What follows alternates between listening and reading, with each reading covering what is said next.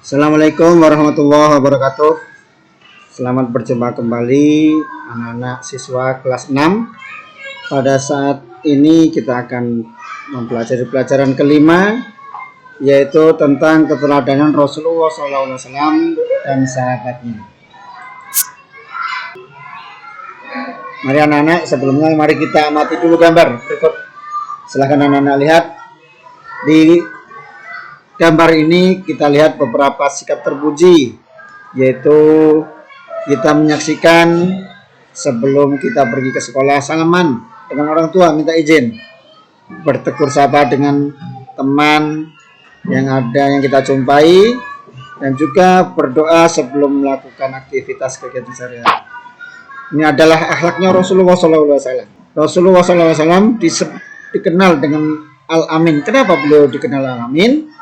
Karena Nabi Muhammad SAW terkenal sangat jujur.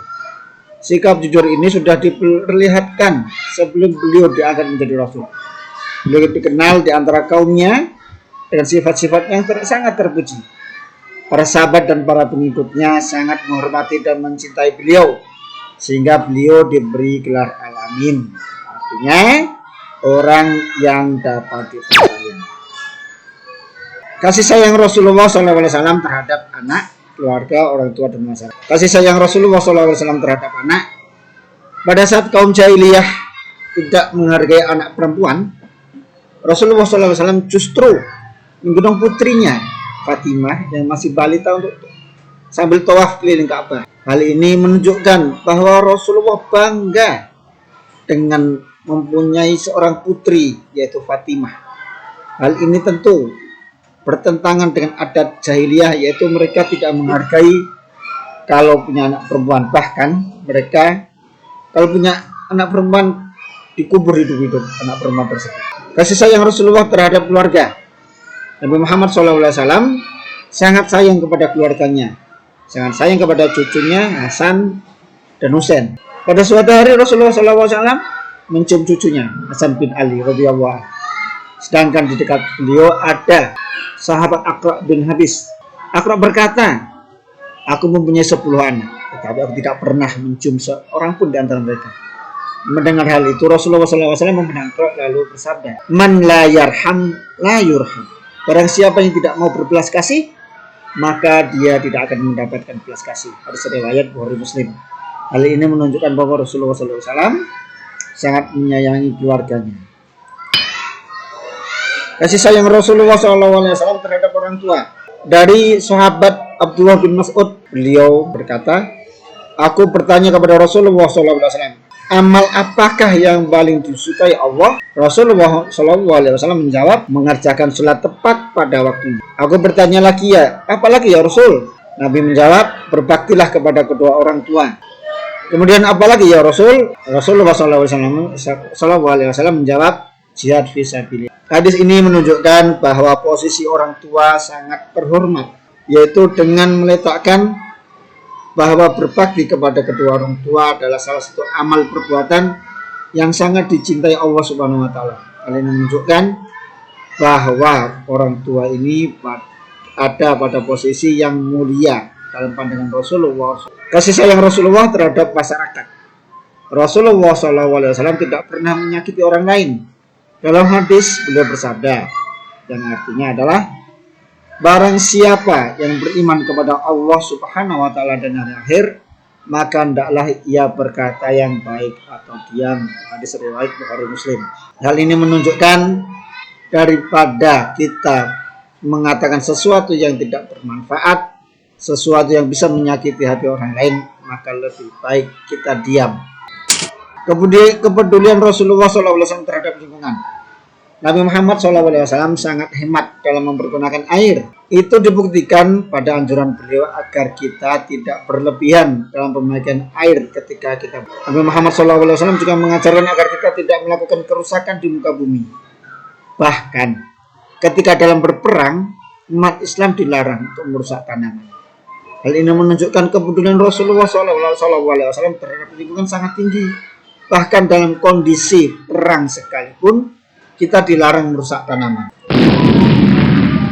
Kemudian Nabi Muhammad SAW sebagai pembawa rahmat alam semesta. Rasulullah SAW sebagai rahmatan lil alamin.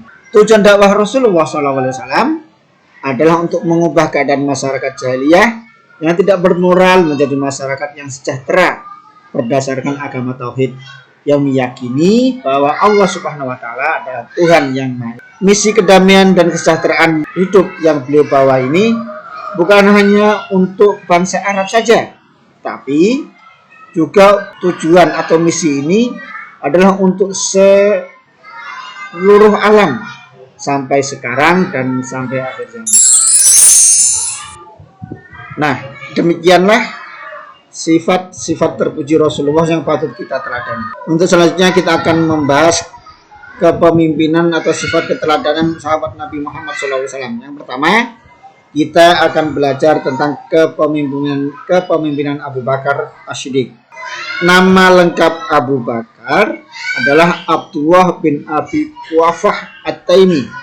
Beliau mendapat gelar As-Siddiq karena beliau selalu membenarkan Rasulullah SAW. Bahkan ketika banyak orang mendustakan beliau, mengingkari Rasulullah, Abu Bakar tetap mempercayainya. Contohnya yaitu ketika pada peristiwa Isra dan Mi'raj. Abu Bakar memimpin setelah Rasulullah SAW wafat, yaitu pada tahun 632 Masehi sampai dengan 634 Masehi. Abu Bakar adalah seorang pemimpin yang sangat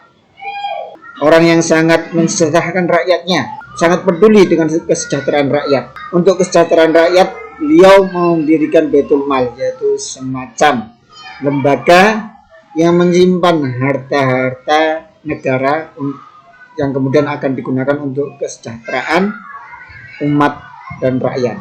Pada zaman Abu Bakar inilah Al-Quran mulai dihimpun dan disatukan.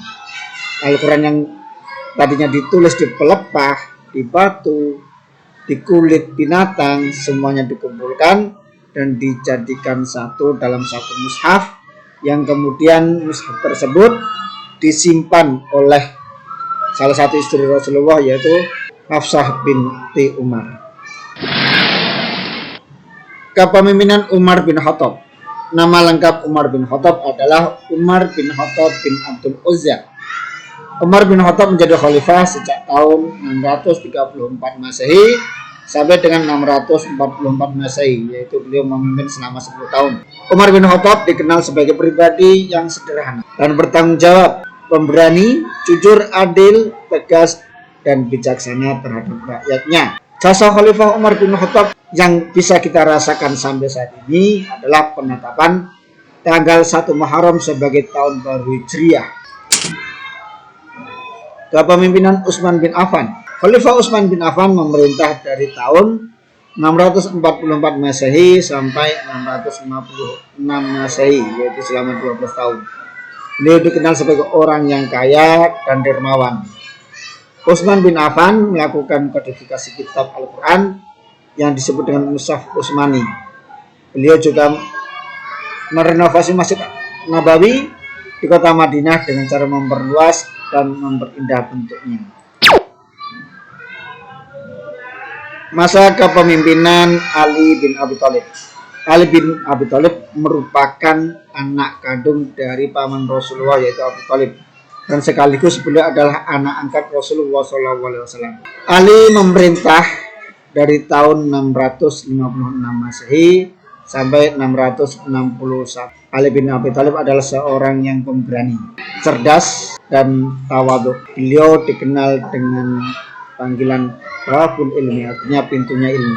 Barang siapa yang mau bertanya tentang ilmu, kata Rasulullah, bisa bertanya kepada Ali bin Abi Thalib. Ali bin Abi Thalib adalah seorang yang peduli terhadap pendidikan, yaitu dengan mendirikan madrasah tempat belajar anak-anak, dan beliau memajukan bidang ilmu bahasa serta mengembangkan kota Kufah sebagai pusat ilmu tafsir, ilmu hadis, ilmu nahwu, dan pengetahuan lainnya. Nah, anak-anak, inilah bahasan kita pada saat ini, yaitu sifat-sifat keteladanan Rasulullah SAW dan sahabat Khulafaur Rasyidin, yaitu Abu Bakar As-Siddiq, Umar bin Khattab, Utsman bin Affan, dan Ali bin Abi Thalib. Dengan mempelajari ini, Bapak berharap anak-anak bisa mengambil hikmah, bisa menjadikan contoh, mengambil contoh dari sifat-sifat Rasulullah dan sifat-sifat sahabatnya.